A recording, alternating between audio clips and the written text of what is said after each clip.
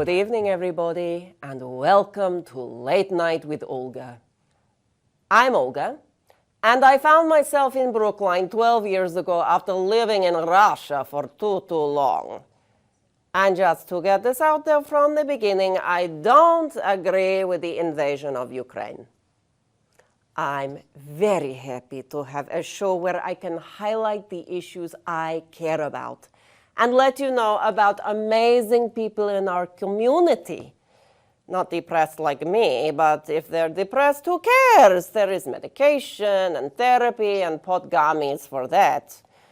Who are doing good things to solve big problems we have in the world today, like climate change, menopause, and coming up with solutions like how to contain the wild animals scurrying on the streets of Brookline, like coyotes, rats, and those fucking crazy turkeys. Raise your hand if you've seen a wild turkey in 2023. I know I can't see you, stupid, but I can feel you.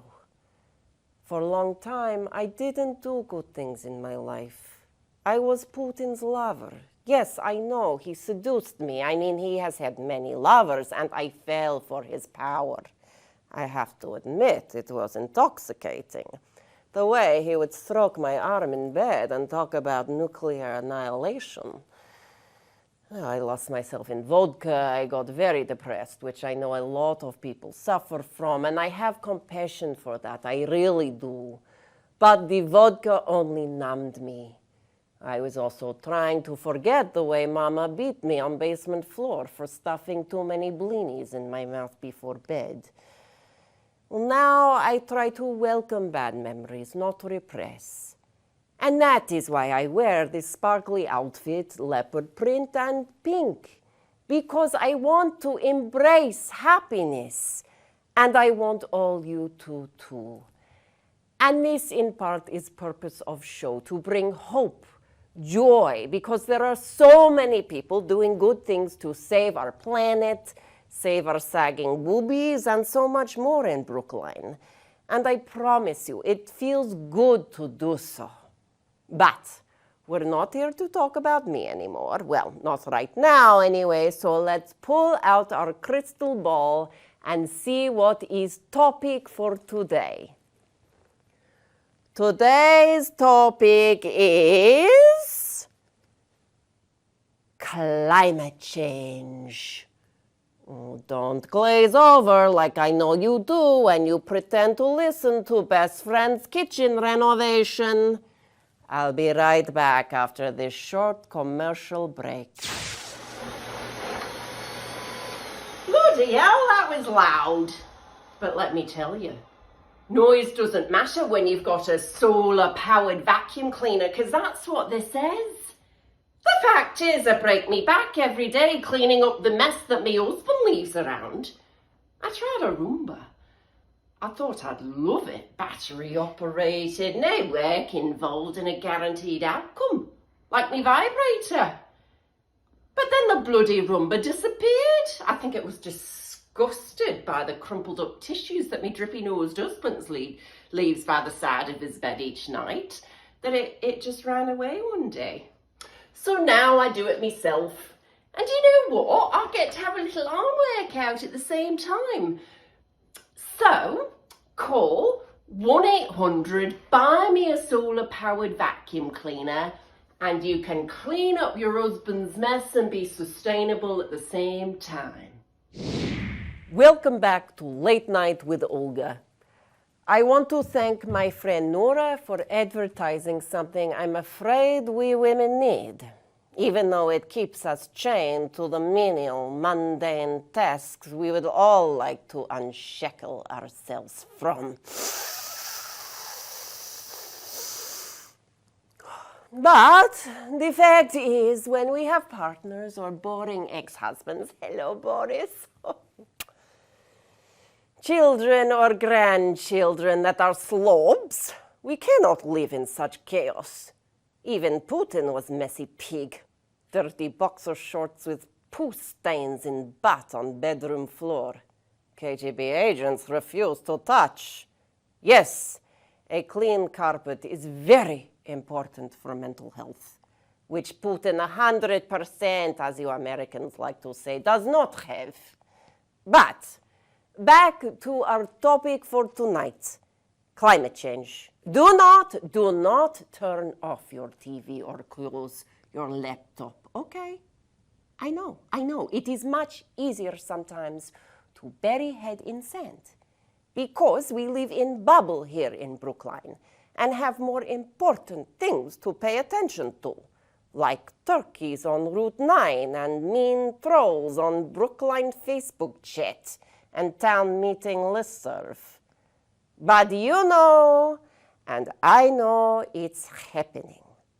Monsoon in Pakistan, heat waves, floods in Europe, wildfires killing socialists in California, Hurricane Ian in Florida. Too bad it didn't kill Trumpsky. Oh, I try to be pacifist about Trumpsky, but he is worse than Putin. I really try to be Om and Namaste, but I really hope one day a lightning bolt hits a tree that falls on Trumpsky's head while he's golfing and his head rolls away like giant Florida orange. May God forgive me. And, as you know, climate change is not just over there. News announcement, it's in Brookline too. It's okay.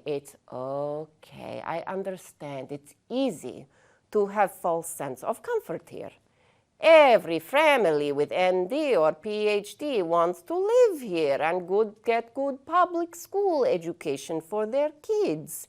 And they like that everybody feels equal, even though some people here are oligarchs pretending to be LL Bean Schlumpf, and some are normal immigrants like me. Brookline has flavor of innocence. Worst crime may be bicycles stolen from backyard or people letting their doodle dog piss on new grown grass in someone else's front yard. But Brookline town did a recent study, of course did, and learned we are at big risk for rising storms. Big heat waves make you pant and sweat and you're not even doing Pilates. And power outages. No flushing toilets, no fans or AC, working to stop sweaty vagina in your Lululemon leggings. Who will this impact? I will be okay, despite no ice for vodka. But our friends who are old, our thinking baby friends who are just born and don't stop fucking crying, our friends who are low income, our friends who have disabilities, these are the people in our community who will suffer the most. Storm surge could also affect Muddy River. And then how will doctors have nice walk to work? And I want you to know you can compost and buy LED light bulbs and recycle empty pizza boxes all you want. Those are all good to do, but the real problem is climate change is an issue of power. But before we get into that, let's go to my friend Robin-Anne, who has flown in from Texas to help with show. I was dating a man who is friends with Robin's husband. Robin is budding journalist. Here she is. Hi everyone, this is Robin-Anne Beauregard reporting live from Brookline Village. I am just thrilled to be here with all you northerners. Even though my darling husband Rhett warned me about you, I don't know what he's talking about. Although the women, have you heard of Botox? You might want to look into it. All right, well, I see someone. Hello, kind sir. Could I trouble you for a minute? Yeah, sure. Oh, my name's Robin-Anne. What's yours, honey? I'm Jim. Oh, wonderful. You sure are a fine specimen, Jim. Where do you live, darling? Out right here in Brookline. Oh, wonderful. Well, I'm talking to people about climate change. What do you think of it? I think it's pretty bad. You do? I mean, you don't think it's a hoax or fake news or something like that, honey? No, I don't. Extreme weather, droughts, wildfires, melting glaciers. It's bad. It's depressing. I'm worried. Well, you sure are depressing, mister. I think I've had enough of you. Thank you for your time, sugar. I was gonna ask him to give me a little sugar of his own, but I won't be doing that now, will I? Brett was right, son of a biscuit. Well, I think I'm gonna send you back to the studio now. Over to you, Olga. Welcome back to the show.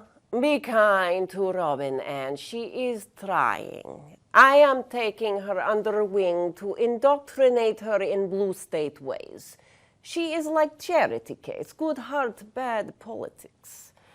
But back to climate change. As I was saying, climate change is an issue of power. And here's what I mean by that. In 1959, the oil and gas industry was given warning by physicists called Edward Teller, no relation to the magician, that burning fossil fuels caused climate change. But the bigwigs at the largest trade association for fossil fuel industry, the American Petroleum Institute, heard the news and continued to sit on their fat, rich asses and do nothing.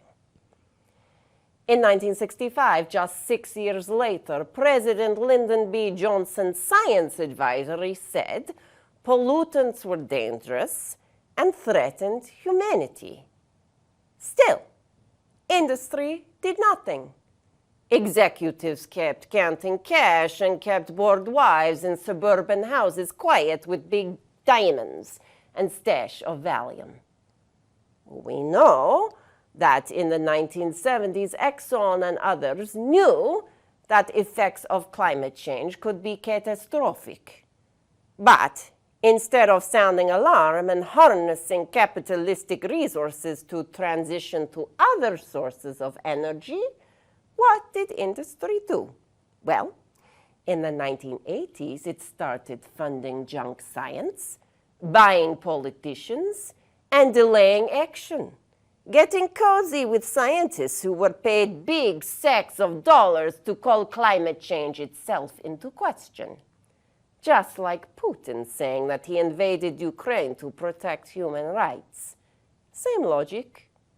Oh, just one more thing. In the 2000s, did you know that British Petroleum invented the term carbon footprint? Do you know why? So it could place blame on us, regular people, for its climate crimes, so that we would stay up having panic attacks about whether we are recycling in the right buckets or whether we should take that flight back to Siberia to visit ailing grandmother because, oh no, it will create giant waves of carbon dioxide, and maybe I should just let her die alone. There is so much more I could tell you.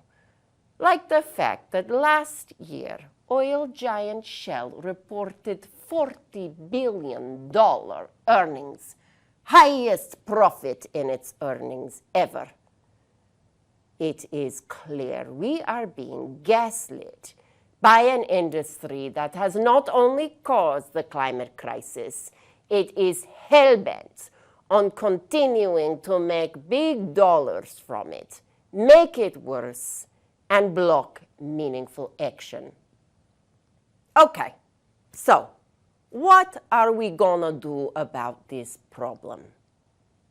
Don't get me wrong. Recycling, composting, all that is good. I feel like fucking hero every time I open compost bin to throw in my banana peels and potato skins because it smells like cat's ass. And then after nice people take compost away, bin always has liquid in bottom left over from leaking rotten fruit and vegetables that gives me PTSD.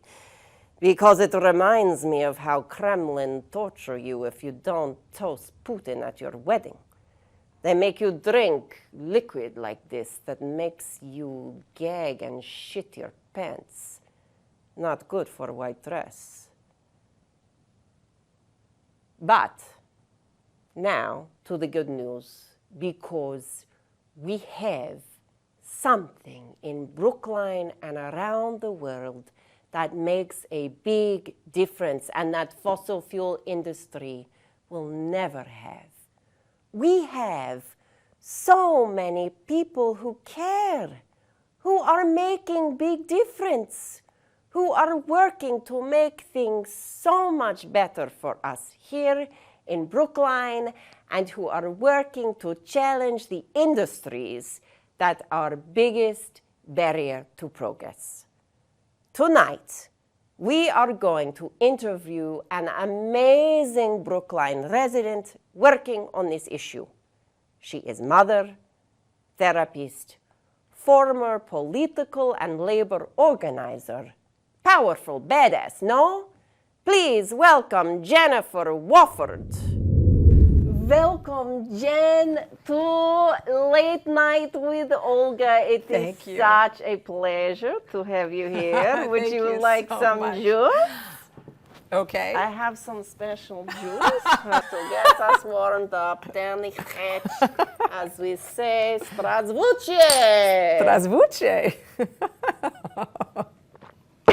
So, we are here to hear about your incredible work doing climate activism.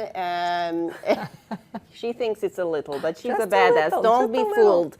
Tell me about it. Tell me about your climate activism and why and how you got involved. Sure. Thank you so much. Thank you for doing this. I really only do just a little bit. I wish I did more, but simplistically, if we had known back then, when I started doing organizing in like early 90s, if we had known back then where we'd be today, I would have thrown all my energy into environmental and climate organizing. But back then, it was like, oh, that's a nice project. People work on that. That's great. You know, Sierra Club's great. That's nice. But I went into other organizing. So social justice, economic justice, civil rights, labor movement stuff. So I did that work for like 17 years. So here we are now. We've had the hottest summer on record. We've had one of the wettest summers in this area on record, from Vermont to Massachusetts and Maine. We're having flooding. Leominster got flooded out again. Vermont got flooded out. We're in the middle of it. We are the only species on the planet to destroy our own habitat. So we are already on the brink of, in the middle of global warming and all the impact of that.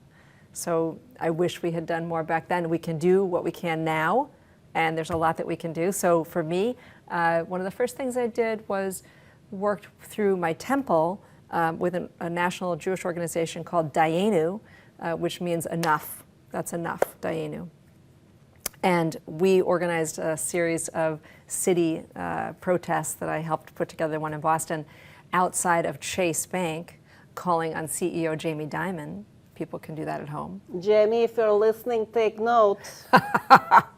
To divest from fossil fuels. So they make a huge amount of money. The big banks, if you have money in Bank of America, Chase, Citibank, Wells Fargo, they are taking your money. Those are the worst offenders.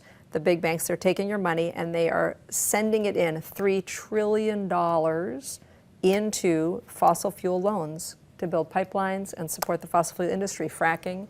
They have taken your money, $3 trillion, and invested in the fossil fuel industry at the time when that is the last thing we need to do. And at the same time, now finally, solar and wind power are affordable. They are more affordable. They're actually the most affordable way to fund and to power our lifestyle. And they're not investing in that. So the first option is move your money out. So we did a protest outside of a Chase bank in Boston in Boylston Street. And so I helped organize that. And then locally, I've gotten involved in Brookline with a great group called Mothers Out Front. And there are several amazing women in Brookline who lead it. I have done just a tiny little bit. But people like Ann Sudduth and Karen Kraut rock amongst a team of like 10 to 15 amazing leaders.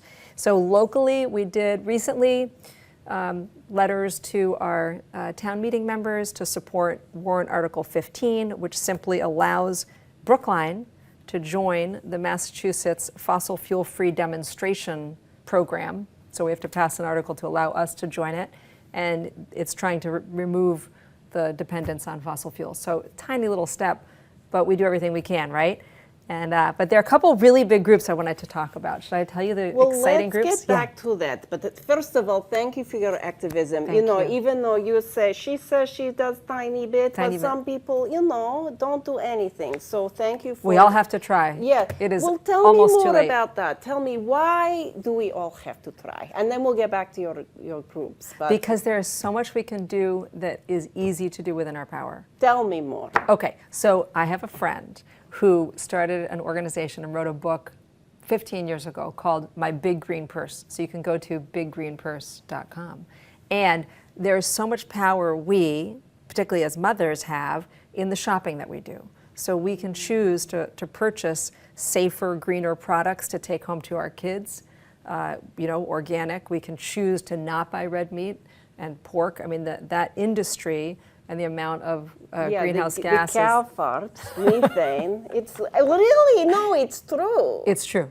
Yeah. It's true. I thought my ex-husband's farts were bad enough, but the cow farts. No, it's not. It's true. Yeah. It's true. Yes. It's terrible. Yes. And the amount of land and resources that a cow or a pig needs in order to produce a pound of meat is insane compared to what we could do to feed, I don't have the right numbers, but thousands and thousands of acres to support them, versus we could all eat organic and vegetables. And so that's one thing we can do. And then another thing we can do, move our money out of big banks. So I opened up an account with Brookline Bank. And then we have to vote. So when we vote, you know this. When we vote. Yeah, I am from a very repressive country. I know how important vote is. Yes. Yes. And even for you people turning 18, right, in this country? Yes. Brookline High School seniors, don't forget. Yes, and when we vote, we can have tremendous impact. So we can take all of our rage, right, and our frustration that we are all doing our best, and the huge companies, corporate greed, continues to drive us to extinction, right? That's a problem. But we can vote. We can turn that anger and rage into voting. And when we vote, I'll be blunt or blatant, when we vote Democratic, it has a much better outcome for our environment. So the Inflation Reduction Act was the most historic, transformative investment in climate that we've ever seen, desperately needed. And I read one thing from the government sources that we now are on track to reduce our fossil fuel emissions by 41% by 2030. We want to get to by 50% by 2030, 2035, and then by 2050 carbon neutral. But we are finally on track because they put in billions into electric vehicle in manufacturing. Billions, like, what was the number? Let me give you a good number. 300 million to the USDA to quantify and track carbon sequestration. 110 billion into clean manufacturing. 70 billion to electric vehicle supply chain. This all helps a lot. So when we vote, and I will whine for a minute. I wish Biden were not running because I think he's too old, but I'm 100% behind him. Yeah, I'm 100% behind him. He's done more to save our environment than anyone, and he's been a terrific president. I still think he should have stepped down and let someone younger lead, but that's what we're stuck with. So when we vote, it makes a huge difference. Good God. It really does. And clearly, Jen, you are living, breathing this information like you are badass. Like, tell me, how does it make you feel doing this stuff? Do you feel, like, how does it make you feel? Why do you do it? I think we just have to. I mean, I do it because we have to. We are almost too late. And know that our efforts do make a difference. Individual efforts actually make a difference because we put pressure economically on the industries to shift and change. If we all start buying organic products and we won't buy, or we buy our laundry detergent either in powder or those new, they come in a paper envelope, which I get. There are these sheets, so there's no water, there's no plastic, and you rip off a little sheet and put it in and it becomes the detergent.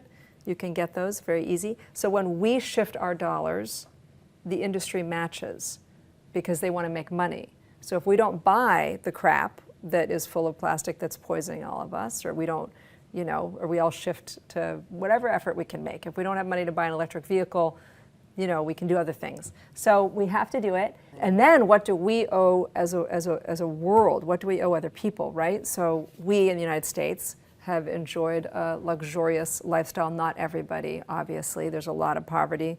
But as a whole, as a country, we live very well. Most of us have cell phones. Most of us have a car. Most of us, are contributing to the carbon footprint.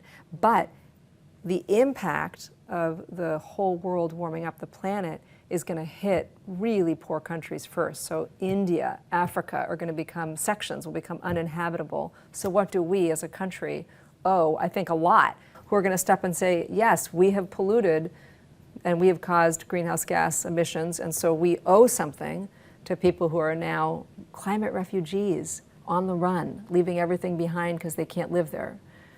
I think anyway, so we have to do what we can because we are. Yeah, I think you make many good points. We have to take action, right? It will get to a point where it gets closer and closer and closer to us, where we don't actually want it to get that far before we take action.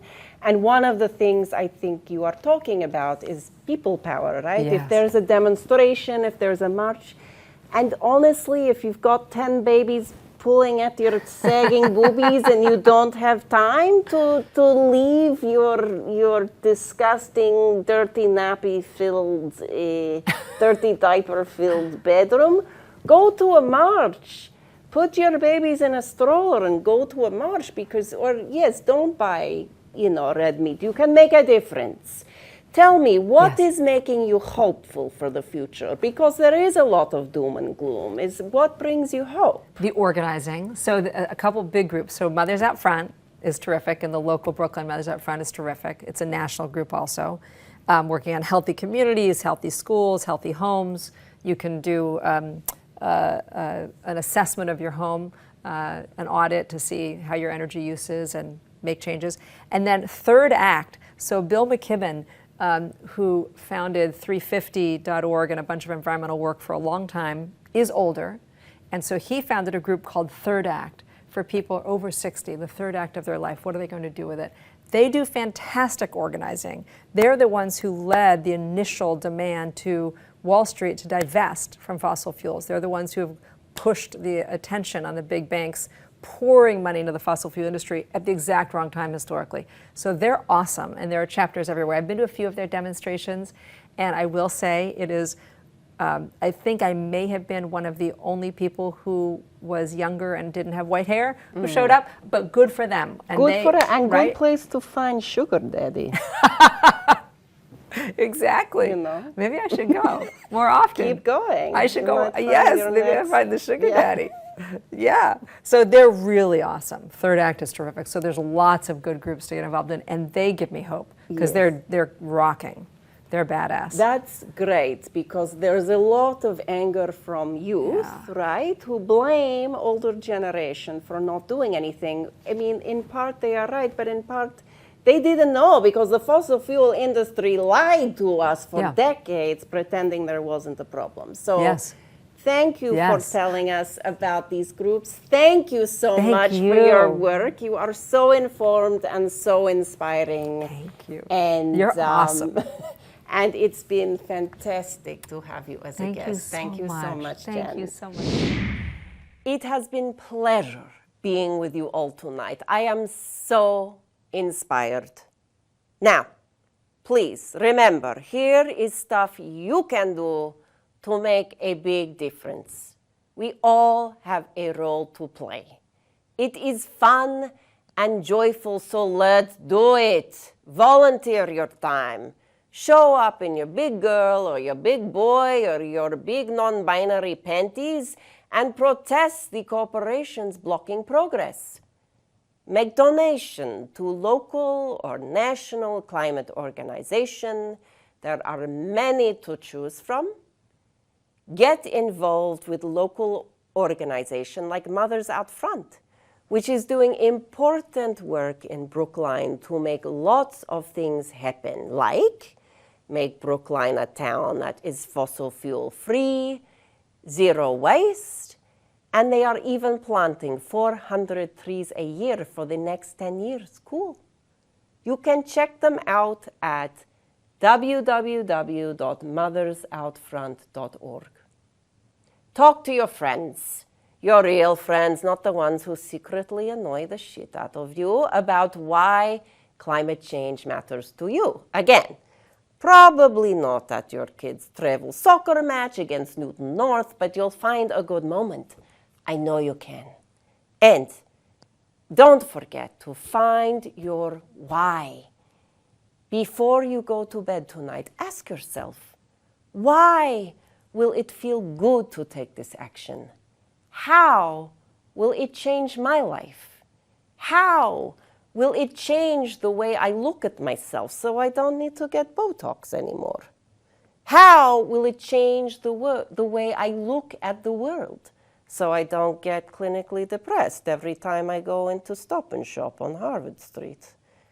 With that, I bid you good night, dobroj noci, and don't forget to find your why.